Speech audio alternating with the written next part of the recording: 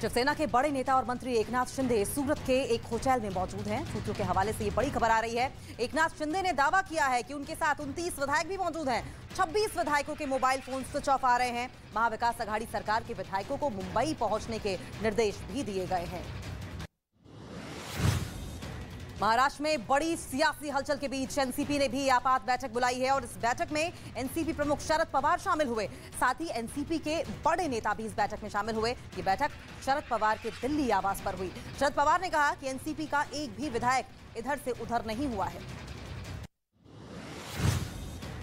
Punjabi singer Sidhu Moosewala की हत्या से पहले 6 हत्यारों ने 15 तक 8 बार मूसेवाला के घर और उसके रूट्स की रेकी की, लेकिन मूसेवाला की हत्या करने में नाकाम रहे क्योंकि मूसेवाला बुलेट प्रूफ कार और हथियारों से लैस कमांडो के साथ निकलते थे। लेकिन 9वीं बार कातिलों ने मूसेवाला की हत्या को अंजाम दिया। उस दिन मूसेवाला अपने गांव जा रहा था, न तो साथ में कमांडोज थे और न ही बुलेट प्रूफ गाड़ी। मूसेवाला मर्डर केस में न्यूज 18 को एक्सक्लूसिव जानकारी मिली है। कहा यह जा रहा है कि इस हत्याकांड में कातिलों का कोड वर्ड इस्तेमाल हुआ था। हत्याकांड में पैसों से लेकर हथियारों की सप्लाई के लिए अलग अलग कोड वर्ड का इस्तेमाल किया गया था। और यही नहीं, ये भी जानकारी सामने आई है कि शूटरों ने हत्याकांड के लिए पुलिस की वर्दी पहनने का भी प्लान बनाया था। जम्मू कश्मीर के बारामूला के सोपोर इलाके में सुरक्षा बलों के साथ हुई मुठभेड़ में एक आतंकी मारा गया। वहीं आतंकी की पहचान अभी नहीं हो पाई है। हालांकि पुलिस ने बताया कि ऑपरेशन अभी भी जारी है। वहीं पुलवामा में भी सेना ने एक आतंकी को मार गिराया है। जम्मू कश्मीर में पिछले 48 घंटे में 9 आतंकियों को मार गिराया गया। केंद्र की अग्निपथ योजना के खिलाफ जारी विरोध प्रदर्शन के बीच आज तीनों सेना प्रमुख पीएम नरेंद्र मोदी से मुलाकात करेंगे। तीनों सेना प्रमुख पीएम मोदी से मिलकर उन्हें अग्निपथ योजना के बारे में जानकारी दे सकते हैं और इसके अलावा रक्षा सचिव के साथ तीनों सेनाओं के बड़े अफसर प्रेस कॉन्फ्रेंस भी कर सकते हैं। वहीं बिहार के मोकामा में आरजेडी विधायक अनंत सिंह को घर में AK-47 और ग्रेनेड रखने के मामले में कोर्ट ने 10 साल की सजा सुनाई है। अनंत सिंह के घर से AK-47 और ग्रेनेड की बरामदगी के मामले में दोषी उन्हें पाया गया था। मामले की सुनवाई पूरी होने के बाद अनंत सिंह दोषी करार दिए गए थे और अब कोर्ट ने इस केस में अपना निर्णय सुनाया है। मोकामा के विधायक अनंत सिंह अभी पटना की बेऊर जेल में बंद है। राजस्थान के भीलवाड़ा में एक युवक की पिटाई का वीडियो सामने आया है जिसमें कुछ महिलाएं एक युवक को चप्पल से पीटती दिखाई दे रही हैं। युवक पर महिलाओं ने 11 साल की बच्ची से छेड़छाड़ करने का आरोप लगाया है। बताया यह जा रहा है कि आरोपी युवक ठेकेदार है और पास के ही इलाके में मकान निर्माण का काम करता है। मध्य प्रदेश के शिवपुरी से स्वास्थ्य विभाग की लापरवाही की तस्वीर भी सामने आई है। स्वास्थ्य केंद्र पर डॉक्टर मोबाइल टॉर्च की रोशनी में घायल युवक का इलाज करते नजर आ रहे हैं। बताया जा रहा है कि अस्पताल में बिजली नहीं थी और जनरेटर की सुविधा ठीक से चालू न होने की वजह से डॉक्टरों को मोबाइल टॉर्च की रोशनी का सहारा लेना पड़ा। दिल्ली के इंदिरा गांधी एयरपोर्ट पर हेरोइन की बड़ी खेप पकड़ी गई है। इथियोपिया से लाई गई 29 करोड़ की ड्रग को कस्टम विभाग ने एयरपोर्ट से बरामद किया। कस्टम विभाग के अधिकारी जांच कर रहे हैं कि ये ड्रग्स कहां से आई, कहां से सप्लाई होनी थी और कहां सप्लाई की जानी थी। कस्टम विभाग ने एक विदेशी नागरिक को भी गिरफ्तार किया है। नाइजीरियन मूल के एक नागरिक से भी 1 करोड़ की ड्रग्स जब्त की गई।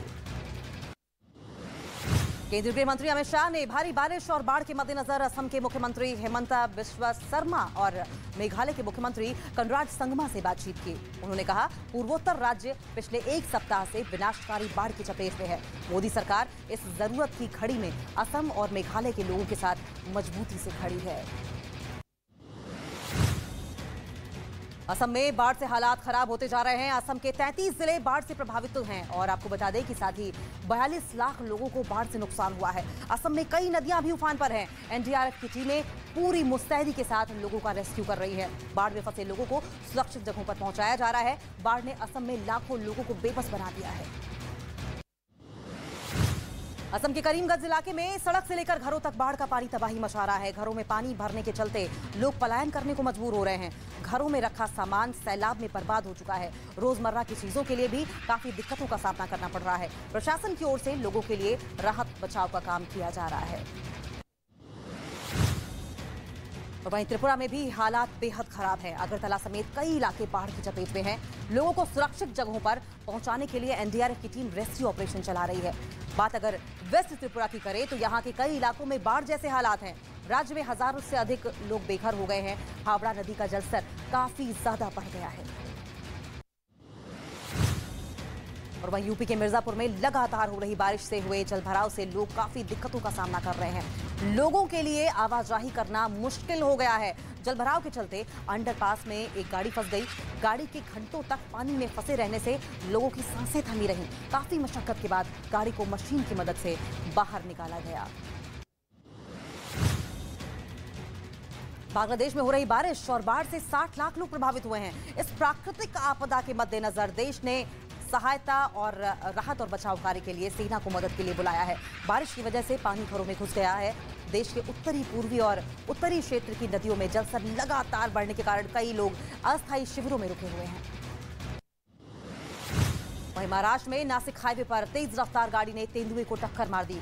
गाड़ी नासिक से पुणे की तरफ जा रही थी, तभी सड़क पार कर रहा तेंदुआ गाड़ी की चपेट में आ गया और काफी देर तक तेंदुआ गाड़ी के नीचे दबा रहा। इस हादसे में तेंदुए ने मुश्किल से अपनी जान बचाई और गाड़ी के चंगुल से छूटते ही जंगल की ओर भाग गया।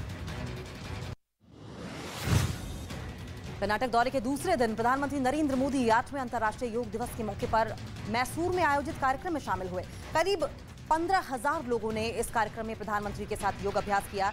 योग शुरू करने से पहले कार्यक्रम में उपस्थित लोगों को संबोधित करते हुए पीएम मोदी ने देश और दुनिया को अंतर्राष्ट्रीय योग दिवस की बधाई भी दी। झारखंड का देवघर इंटरनेशनल एयरपोर्ट बनकर तैयार हो गया है।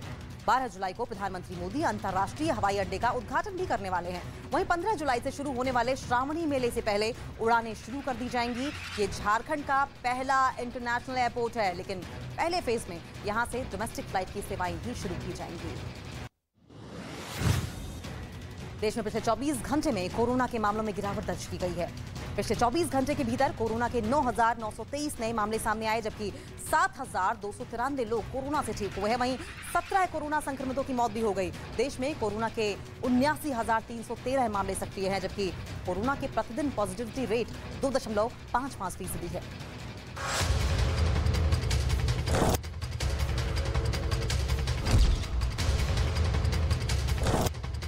सत्य की विजय होगी। अपने आप को किंग मेकर समझ कर दूसरों को काम कर रहे हैं वो सफल है।